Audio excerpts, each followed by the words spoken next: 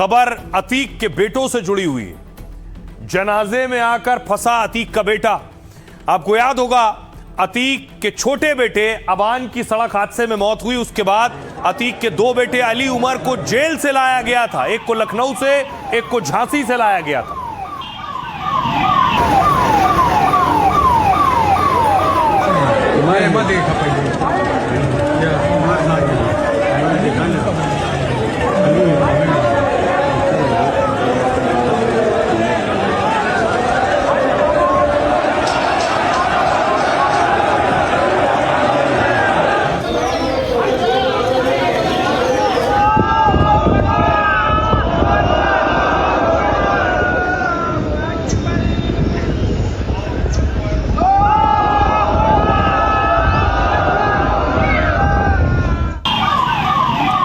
और हुआ क्या कि उमर और अली को लाया गया। उन्हें लाते वक्त लंबा चौड़ा काफिला चल रहा था। गाड़ियों के पीछे गाड़ी लगी हुई थी। आगे देख रहे हैं पुलिस वैन चल रही है जिसमें उमर को रखा गया है, और पीछे पीछे देखिए दर्जनों गाड़ियां चल रही थी उमर की गाड़ी के पीछे।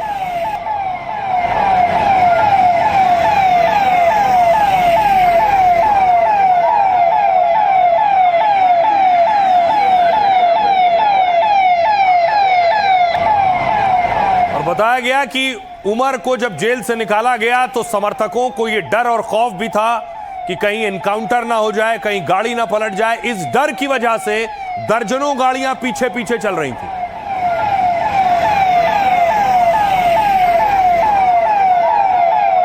तो गाड़ियों का लंबा चौड़ा काफिला था। अब इस पर एक्शन हुआ है क्योंकि गाड़ियों ने बहुत से नियम कायदे कानून तोड़े, ऐसा पुलिस का कहना है। देखिए क्या हुआ।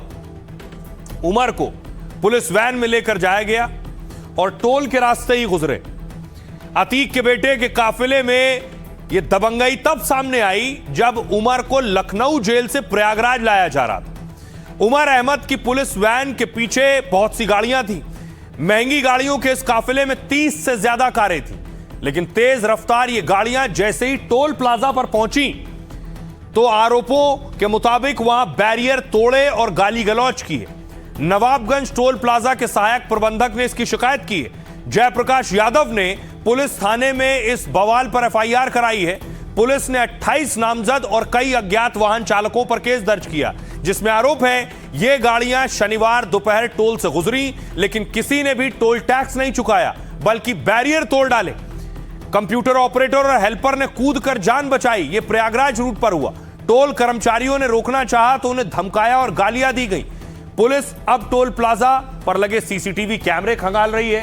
गाड़ियों में बैठे लोगों की पहचान कर जांच में जुटी है ताकि गाड़ी चलाने वालों के चेहरे पहचान कर कार्रवाई की जा सके। इनसे टोल वसूली और तोड़फोड़ के नुकसान की भरपाई की जा सके। गंभीर धाराओं में एफआईआर भी हुई है जिनमें हत्या की कोशिश का भी आरोप शामिल है।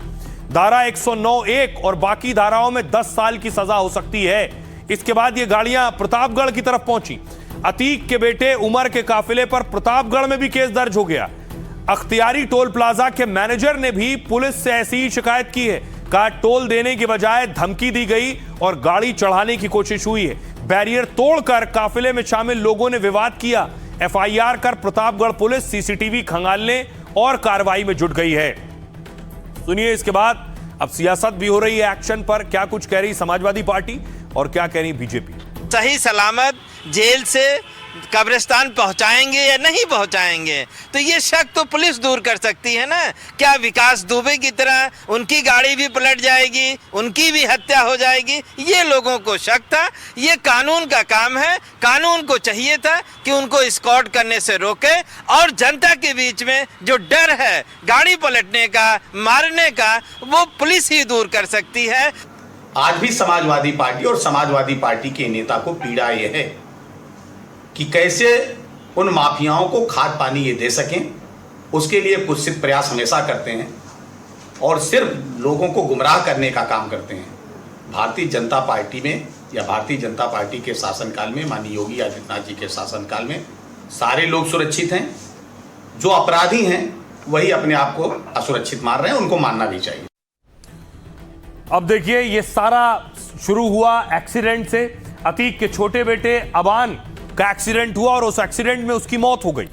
लेकिन उसकी मौत अकेले नहीं हुई, उसके साथ और भी साथी गाड़ी में सवार थे। ये देख रहे हैं, ये उस वक्त की तस्वीरें जहां ये हादसा हुआ था। बहुत भयंकर एक्सीडेंट है।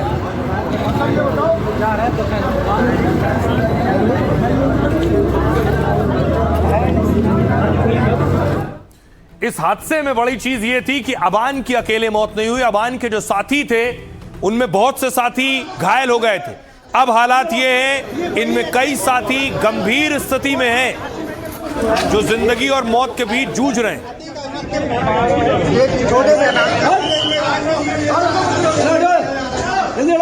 ये वही एक्सीडेंट बात करने नाम क्या है, नाम।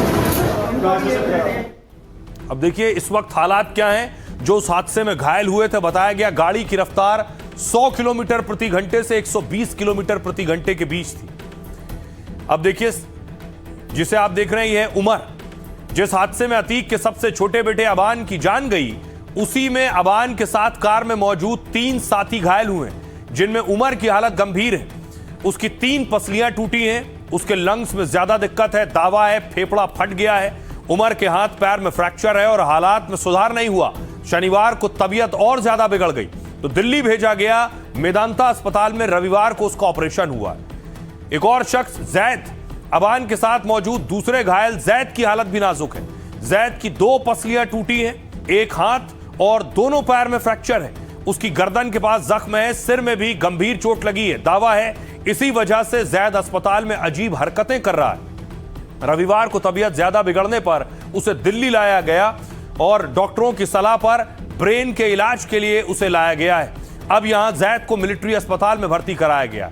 एक और शख्स, तीसरा युवक, कार में सवार रहे तीसरे दोस्त फारूक की हालत ठीक है। उसके हाथ पैर में चोट आई है, कई जगह मामूली जख्म है, इसलिए फारूक को करेली के अस्पताल में रखा गया। इस वक्त सुनाते हैं आपको समाजवादी पार्टी के नेता अबू आजमी क्या कह रहे हैं, सुनिए। लोगों को शक हो रहा है कि अब जो उनके बच्चे का एक्सीडेंट हुआ है, और वो भी सरकार शक के दायरे में नहीं कह रहा हूँ कि क्या हुआ क्या नहीं। आम इंसान के दिलो दिमाग में अतीक अहमद की फैमिली के साथ जो हुआ है, इस तरह की चीजें हो रही हैं। लोगों को शक होता है कि ऐसा तो नहीं, लेकिन इसकी सही इंक्वायरी होना चाहिए। बाहर था, जेल में भी नहीं था, और अपने भाई से मिलने जा रहा था और एक्सीडेंट हो गया, उसका इंतकाल हो गया। तो अब जो शक के दायरे में सरकार है, सरकार को खुद कोई ऐसी एजेंसी से इंक्वायरी करा के सफाई देना चाहिए ताकि लोगों को संतुष्टि मिले।